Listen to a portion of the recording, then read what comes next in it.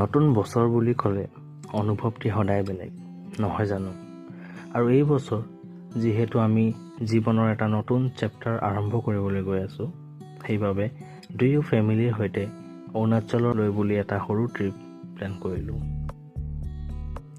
আচলতে লাহে লাহে ৰিয়েলাইজ কৰিছোঁ যে আমি দুয়ো যেনেকৈ কিবা ডাঙৰ ড্ৰিমছ বা ডাঙৰ এচিভমেণ্টত সুখী হৈ ঠিক সেইদৰে এনে কিছুমান সৰু মমেণ্টছবোৰত যেনে সকলোৱে হাঁহি ফূৰ্তি একেলগে ব্ৰেকফাষ্ট কৰা বা মোৰ হ'বলগীয়া শাহুমাৰ 50th ছাৰপ্ৰাইজ বাৰ্থডে কেক কটা,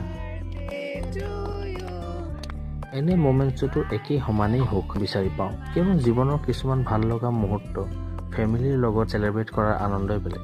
আৰু যিহেতু আমাৰ বিয়াৰ সময় ওচৰ পাইছে, সেইবাবে এই বছৰ আমি কোনো নিউ ইয়েৰ ৰিজলিউশ্যনৰ পাছত বা দ্য নেক্সট বিগ থিঙৰ পাছত নদৰেই এটা সৰু পজ ল'ব বিচাৰিছোঁ। এটা জেগাত ব্ৰেকফাষ্ট কৰি লাঞ্চ কৰিবলৈ বুলি আমি আমাৰ নেক্সট ডেষ্টিনেশ্যনলৈ ওলালোঁ। গৈ থাকোঁতে দেউতাই ৰাস্তাত কমলা দেখি ৰ'বই নোৱাৰিলে। তাকে খাই খাই আমি আমাৰ নেক্সট ষ্টপ পালোহি, য'ত আমি লাঞ্চ কৰিলোঁ।